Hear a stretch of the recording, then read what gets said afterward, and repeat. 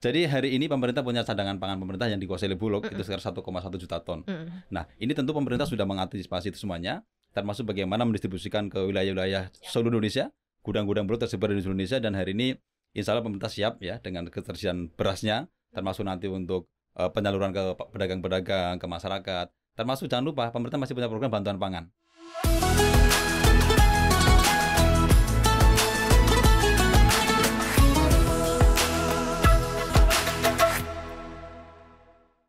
Assalamualaikum Sobat Cuan, selamat datang di Cuap-Cuap Ramadan. Udah bulan Ramadan lagi, saatnya kita mulai ibadah lagi, mulai fokus lagi. Tapi kita nggak lupa untuk update berita ekonomi terkini ya. Selamat datang di Bukber, hari ini ada Maria Katarina. Dan aku spesial banget, ini tuh udah ditunggu-tunggu kedatangannya.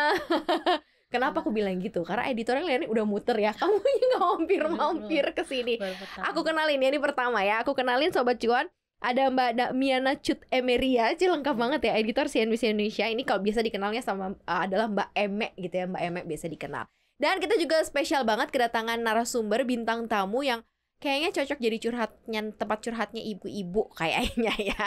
Ada Bapak Maino Dwi Hartono, Direktur Stabilisasi, Pasokan dan Harga Pangan. Halo Pak Maino, apa kabar Pak? Alhamdulillah, baik, sehat. Puasa lancar ya Pak? Insya Allah. Pasokan aman Pak? Insya Allah aman.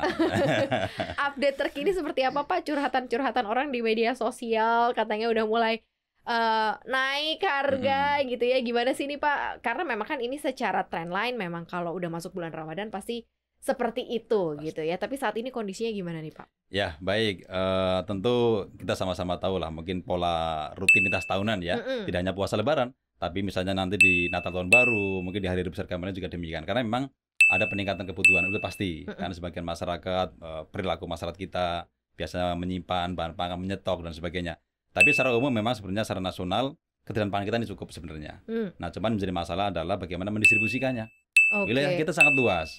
Sentra-sentra produksi terbatas di beberapa tempat. Ini yang mungkin menjadi perhatian pemerintah dan kita semuanya. Misalnya nih, sentra-sentra produksi beras itu hanya ada di provinsi, ada 12 provinsi. Sementara kita punya 38 provinsi. Nah, ini distribusi harus kita lancarkan. Gimana tuh Pak untuk memperlancar distribusi? Karena kan kalau kita ngomongin soal masalah logistik atau pangan ini kan ya isu PR pasti distribusi. Dari tahun ke tahun, benar nggak sih Mbak Eme? This is the one adalah distribusi gitu kan. Berarti kan harus ada pembaruan sebenarnya di distribusi di tiap tahunnya. Nah kalau tahun ini gimana Pak? Ya. Jadi hari ini pemerintah punya cadangan pangan pemerintah yang dikuasai oleh Bulog itu sekitar 1,1 juta ton. Nah, ini tentu pemerintah sudah mengantisipasi itu semuanya, termasuk bagaimana mendistribusikan ke wilayah-wilayah seluruh Indonesia, gudang-gudang Bulog tersebar di seluruh Indonesia, dan hari ini insya Allah pemerintah siap ya dengan ketersediaan berasnya, termasuk nanti untuk penyaluran ke pedagang-pedagang, ke masyarakat, termasuk jangan lupa pemerintah masih punya program bantuan pangan. Nah, jadi itu juga salah satu upaya pemerintah untuk membantu saudara-saudara kita yang katakanlah kurang mampu untuk mendapatkan beras, sehingga mereka tidak perlu atau mengurangi lah pembelian di pasar. Itu juga mengurangi untuk agar menghindari panik buying lah. Karena hari ini kan orang melihat di berita mungkin harga naik, harga tinggi, jadi semua akan terbawa psikologisnya. Sehingga pemerintah hadir dengan memberikan bantuan pangan, termasuk penyaluran beras SPHP Bulog itu di seluruh pasar, dan tidak hanya di pasar, termasuk di pasar modern. Termasuk juga langsung ke masyarakat melalui operasi pasar atau gerakan pangan murah. Nah, itu juga program di Badan Pangan. Salah satu gerakan pangan murah. Kita bersama stakeholder pangan lainnya, tidak hanya beras, kita hampir sembako lah, seluruh komoditas pangan pokok. Kita mengajak para pelaku pangan hadir di wilayah-wilayah tertentu yang harganya masih tinggi atau yang berpotensi terjadi kenaikan harga. Pemerintah hadir tidak hanya pusat, tapi pemerintah daerah, provinsi, kabupaten, kota itu melakukan gerakan pangan murah atau operasi pasar. Harapannya apa? Masyarakat tetap tenang. Jadi jangan panik. Iya benar sih Pak ya, kalau panik buying ya itu akhirnya bisa menyebabkan harga justru malah makin berantakan, gak karu-karuan gitu ya. Apalagi kalau kita udah mikir panik buying, stokis, wah udah deh malah jadi langka ya barangnya ya. Tapi Mbak Eme, kalau kamu sendiri di lapangan apa sih yang kamu temukan gitu kan? Kalau kita ini kan masuk bulan Ramadan dengan sense dan kondisi isu pangan yang memang lumayan lagi tinggi-tingginya nih Pak. Dari mulai kelangkaan, produksi beras kita yang juga katanya turun. Kalau untuk makanan utama ya, ditambah kalau misalnya yang lain-lain sih udah pasti ngekor ya harganya. Gimana nih Mbak Eme? Kalau di lapangan sih kita ngelihat seperti tadi disebutkan Bapak, kita memang pemerintah sudah memberikan bantuan untuk masyarakat berpendapatan rendah. Cuman yang jadi masalahnya di sini adalah kelompok yang menengah tadi, nggak miskin, nggak berpendapatan rendah, tapi nggak kaya juga. Nah ini yang lebih rentan sebenarnya, yang lebih rentan sebenarnya dengan isu pangan, karena mereka harus membagi pendapatan yang sekian untuk menyetok pangan, karena mereka nggak bisa mendapatkan bantalan-bantalan dari pemerintah tadi. Karena kategorial nggak bisa dapat bantuan, bansos juga nggak masuk bisa gitu ya. Juga. Tapi kalau misalnya mau nyetok pangan pun mereka harus memperhitungkan keuangannya kan. Sanggup nggak dengan keuangan atau gaji bulan ini nyetok misalnya 20 kilo, 10 kilo beras, berapa kilo gula gitu. Tapi itu yang menjadi, yang kita lihat yang menyebabkan isu pangan ini jadi lebih gampang, kalau tidak bisa disebut sebagai tergoreng ya. Karena ada kelompok masyarakat yang lebih rentan sebenarnya daripada masyarakat yang berpendapatan rendah tadi. Karena itu mungkin menyangkut kebutuhan pokok nggak sih? Karena memang ini kan sesuatu yang dikonsumsi ya Pak. Tapi kalau dari sisi penstabilan harga atau menjaga inflasi ini, sebenarnya kalau kita lihat dari historicalnya ada kenaikan, tapi kan sebenarnya tetap dijaga gitu ya Pak. Level kenaikannya, sehingga inflasi kita juga masih tetap bisa terjaga. Baik. Mungkin tadi yang merespon Mbak Eme. Jadi betul memang yang bantuan pangan tadi untuk KPM, keluarga bermanfaat. Ini teman saudara kita yang katakanlah berpendapatan rendah. Nah, tentu di luar itu kita punya program beras SPHP. Jangan lupa, kita target tahun ini 1,2 juta ton. Sama dengan tahun kemarin kita realisasi 1,19, hampir 1,2 juta ton juga. Jadi ini juga yang membantu masyarakat yang di luar tadi. Ada beras SPHP yang disalurkan tadi ke berbagai jalur, dan ada juga satu lagi, beras komersil Bulog. Jadi ada pengalihan dari CBP menjadi beras komersil, yang harapannya ini membantu juga untuk yang memang kelas-kelas tadi yang Mbak Eme sampaikan. Jadi kita salurkan juga cukup banyak, sekitar 200.000 ton di awal tahun ini. Harapannya juga masyarakat-masyarakat yang tadi masuk ke kelompok KPM tadi bisa menikmati harga juga terjangkau. Mungkin sebagai gambaran begini, medium hari ini di pasaran mungkin sekitar 13-14 ribu ya. Sementara beras Bulog hanya 10.900 atau 11 ribu lah katakanlah biar mudah. Artinya ada disparitas yang cukup besar tadi. Seperti juga yang premium. Makanya ketersediaannya tapi aman juga nggak Pak di lapangan Pak? Sangat aman kalau untuk pemerintah ya. Jadi gini, kita bicara harus utuh, tidak hanya melihat yang ada di pasar, tapi pemerintah sebagai negara memiliki cadangan beras pemerintah. Kita menjaga stok level 1 juta ton, minimal 1 juta ton. Sehingga hari ini sekitar 1,1. Dan itu proses, ada yang masuk ya, sebagaimana penugasan untuk importasi. Ada juga mungkin sebagian nyerap komersil di dalam negeri. Ada juga jangan lupa, pemerintah daerah juga punya cadangan beras pemerintah daerah, baik provinsi maupun kabupaten kota. Jadi secara umum sebenarnya kerjanya cukup, memang tadi kembali masalah distribusi, masalah harga yang memang masih tinggi. Karena memang dari panen masih terbatas. Tapi satu lagi mungkin informasi juga sangat baik menurut kami, beberapa wilayah sudah mulai panen. Di Lampung sudah ada, maupun belum banyak ya, di Jawa Tengah, Jawa Timur. Kami cek beberapa harga yang sudah mulai penurunan. Artinya seiring panen, masuk panen, Maret ini sekitar 3,5 juta ton, estimasi dari teman-teman BPS. Nanti puncaknya April. Nah, artinya ini sudah mulai ada panen, harga mulai turun di tingkat petani. Cuma memang butuh waktu untuk sampai di tingkat konsumen, harga bisa terkoreksi. Oke. Jadi kalau dibilang ketersediaan aman gitu ya. Kalau misalnya dibilang dari level tadi kalangan kelas menengah tadi ya, yang nggak bisa dapat bansos, nggak bisa dapat bantuan, tapi ternyata kan ada solusi gitu ya. Sejauh ini pantauannya kalau aku tuh lebih kepada kesulitannya, kelangkaannya gitu loh Pak. Kadang aku nemuin sendiri di pasar, aku kemarin susah banget serius dapat beras, honestly, karena di minimarket tuh kosong gitu loh. Sampai akhirnya aku beli yang literan, dan literannya harganya udah gak make sense Pak. Harganya udah yang kayak serius gitu loh. Kalau kamu ngeliatnya gimana Mbak Eme? Kalau tadi, karena aku kaum menengah itu tadi Pak, gak dapat bansos tapi gak kaya juga. Sekarang kan muncul meme-nya tuh. Jadi barang mahal yang sekarang ditawarkan itu kan jadi beras, jadi masuk dari barang mahal, bukan lagi tas segala macam gitu. Nah, bicara soal SPHP Pak, mungkin ini di sini gap yang harus perlu diisi di tangan pemerintah ya. Karena masih ada citra bahwa beras Bulog itu tidak seenak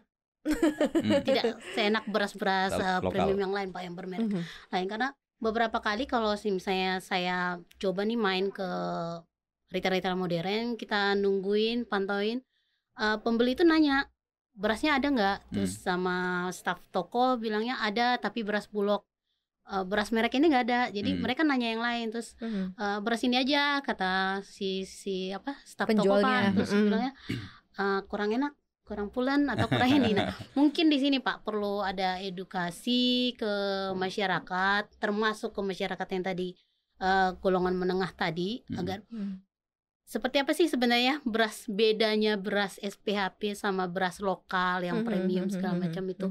Sehingga kalaupun pemerintah mengklaim bahwa beras kita banyak, dan memang seperti kemarin waktu Pak Jokowi ke pasar Cipinang memang banyak beras numpuk, tapi itu tidak tersalurkan atau tidak membuat harga beras langsung turun, berarti ada yang salah gitu kan Pak. Ya. Entah itu dari konsumennya yang tidak mau makan berasnya Bulog atau seperti apa. Mungkin di sini gap yang gimana harus tuh Pak Maino? Jadi gini, mungkin saya respon dulu yang retail tadi ya. Yes.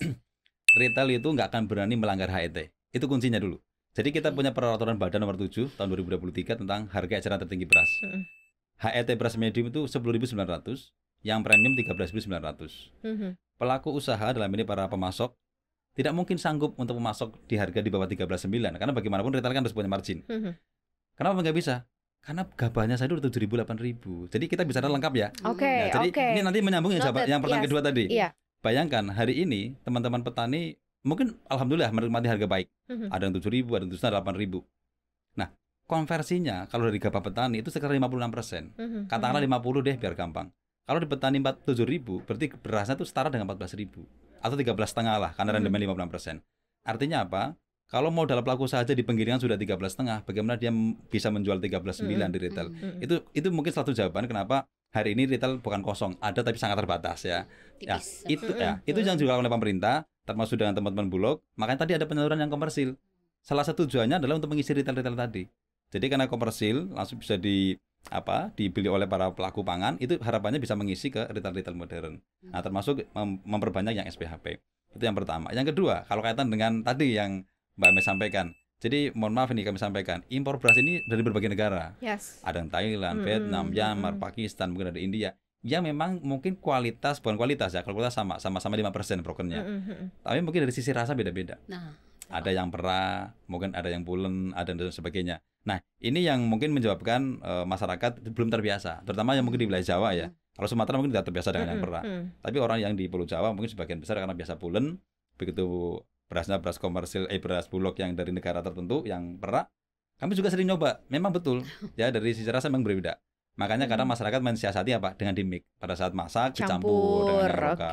Nah, ini memang saya setuju tadi edukasi dari Mbak Eme mungkin dibantu juga nih untuk sobat cuan ini ya. Nah, teman-teman yang milenial nih. Ya. Jadi kesempatan juga. Jadi memang itu yang menyebabkan kadang mungkin bukan tidak disukai. Kalau dari sisi kualitas bagus, karena broken kita cuma 5%. Sementara di dalam negeri rata-rata kan 15 ya kalau yang premium. Artinya mungkin tadi karena jenis berasnya yang berbeda.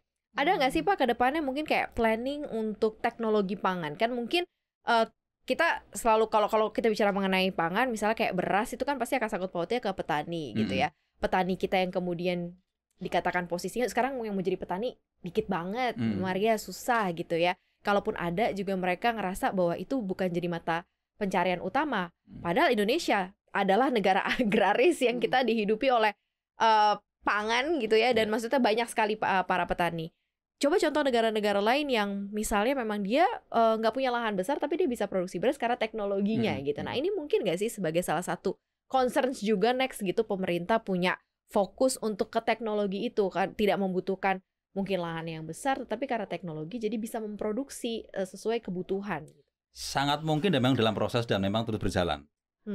Kementerian Pertanian tentu sebagai kementerian teknis, pertama penggunaan mekanisasi terutama ya, bagaimana bercocok tanam dengan mesin, bagaimana memanen dengan mesin. Artinya betul yang disampaikan tadi, hari ini mungkin tren minat petani mungkin turun, apalagi petani kita mungkin rata-rata usianya udah lanjut gitu ya. Makanya generasi muda mungkin tidak tertarik, kurang banyak tertarik. Sehingga dengan penggunaan teknologi tadi tentu mungkin menjadi salah satu alternatif. Yang kedua apa? Penggunaan benih-benih unggul. Yang tadinya misalnya hanya produksinya 5 ton, bagaimana Kementerian Pertanian dengan lead banknya misalnya menciptakan benih-benih varietas yang bisa 6 ton, 7 ton dan sebagainya. Jangan lupa profitas nasional kita rata-rata baru 5,2 ton per hektar. Bayangkan itu kalau bisa ditingkatkan menjadi 5,5 aja nggak usah banyak-banyak. Minimal. Artinya ada tambahan setengah ton per hektar kali jumlah lahan sawah setahun 12 juta hektar, ada tambahan sekitar 6 juta ton.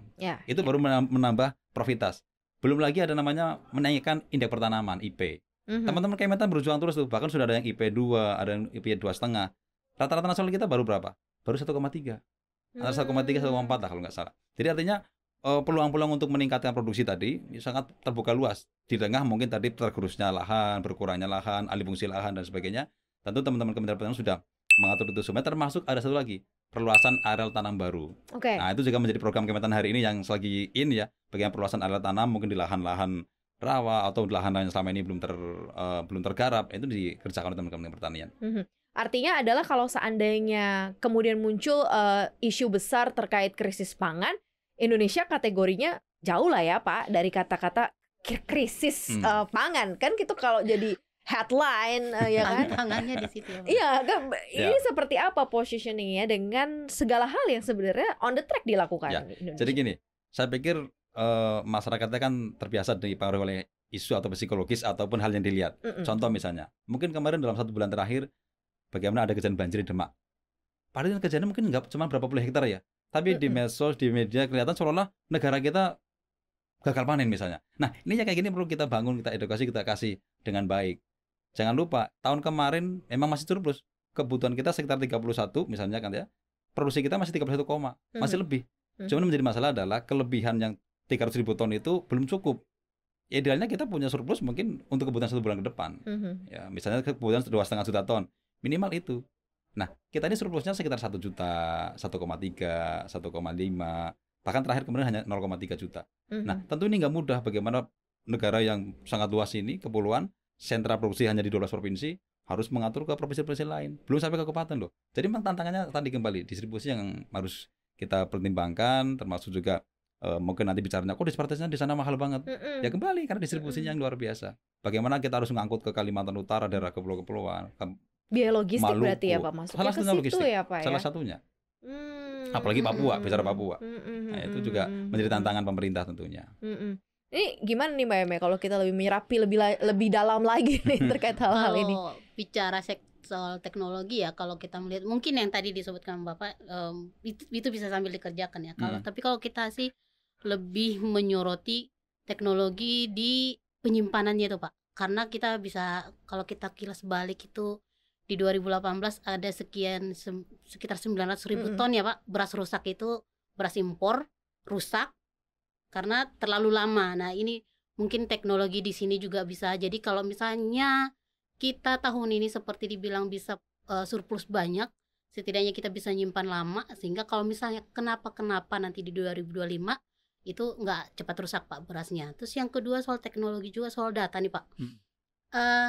Kita memang kan disebutkan kita ada surplus, tapi kan kita tidak tahu selalu itu beras itu ada di mana. Di petani berapa hasil panennya, di rumahnya Mbak Ria berapa, di rumah saya berapa, di pedagang berapa, itu kan nggak ketahuan Pak. Selalu kalau mau cari tahu itu harus kerjasama dulu, harus tektokan sama Bappenas dulu, suruh Kementan, suruh BPS untuk survei gitu loh Pak. Mungkin perlu ada Pak kayak terobosan gimana misalnya setiap 3 bulan atau kalau nggak bisa setiap bulan, setiap 3 bulan data itu bisa masuk Pak. Jadi itu bisa jadi pegangan buat pemerintah. Jadi tidak perlu harus repot-repot bikin HET beras, tapi dengan adanya data ini ketahuan di mana beras ini semua, bisa early warning buat pemerintah Pak, bahwa oh ya ini beras tipis sebelum CNBC nulis harga beras naik.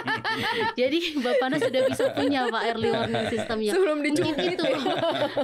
Nah, mungkin itu bisa diminta Pak anggarannya biar bisa teknologinya itu Pak. Saya jawab ya. Jadi menarik ini, bagus sebenarnya. Jadi yang pertama tadi kaitan dengan kualitas beras yang turun mutu ya. Jadi nggak sebanyak itu Mbak. Saya koreksi dikit ya. Saya koreksi dikit karena kami tahu. Betul. Gak apa-apa biar sobat juga tahu kan realnya kan. Jadi gini, kenapa sampai terjadi beras rusak di Bulog? Mungkin ingat semenjak Bulog tidak punya saluran khusus ya. Untuk dulu kan Raskin. Saya lupa tahun berapa mulai dialihkan ke Kemensos. Bulog nggak punya outlet khusus masuk kami. Sementara dia wajib menyerap gabah petani biar nggak jatuh, menyerap berasnya petani. Dia punya stok sampai 1,5, 1,8. Dia nggak punya outlet. Outletnya ada tapi terbatas.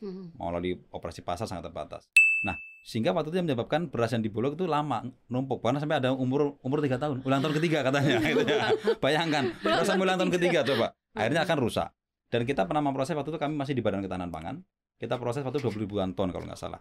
20.000 ton ya, yang pertama. 20.000 ton. Jadi sudah sudah diganti, artinya memang kelamaan rusak. Bagaimanapun barang kalau disimpan lama-lama rusak.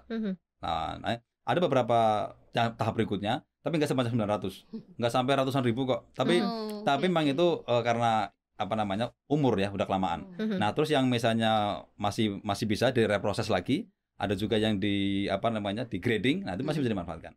Tapi hari ini kita nggak akan nemu lagi. Kenapa? Karena Bulog recycle-nya terus cepat. Kembali tadi, selain SPHB yang 1 tahun 1,2 juta ton, ada juga bantuan pangan tadi.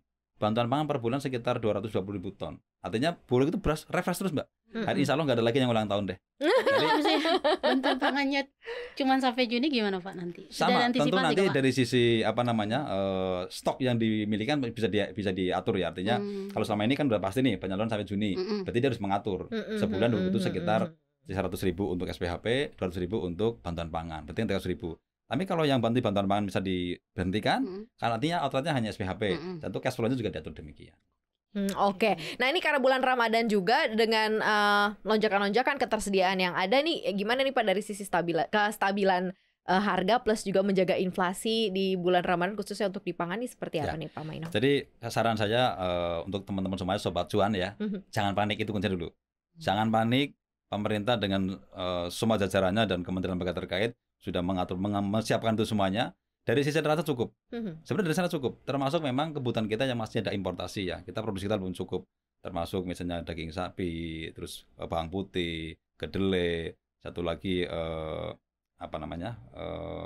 yang masih impor ada 4 komoditas. Nah, tapi itu semua kan sudah diatur. Misalnya dari importasi bagaimana mengatur pemasukan ke dalam negeri. Seperti bawang putih setahun kebutuhan 400.000, berarti kan sebulan 50.000. Nah, kan harus diatur bagaimana tiap bulan bisa masuk seperti itu. Untuk yang lainnya secara neraca cukup ya. Jadi memang kembali tadi sentra-sentra produksi terbatas di wilayah tertentu.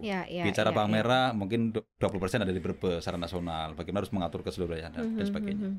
Oke, yang jelas ini tadi sudah dijamin ya sama Pak Maino ya, gitu ya, ketersediaannya akan dijaga, distribusinya juga akan diusahakan merata gitu ya, sampai ke pelosok-pelosok. Dan kita sebagai consumer pastinya ya, pengguna, pemakai gitu ya, jangan panik gitu, jangan kemudian membuat gejolak sendiri ya. Jadi ya sewajarnya saja karena semuanya sudah dijamin, pemerintah juga ready dan ada di situ gitu ya Pak Maino ya. Makasih banget ya Pak Maino udah datang ke Bukber.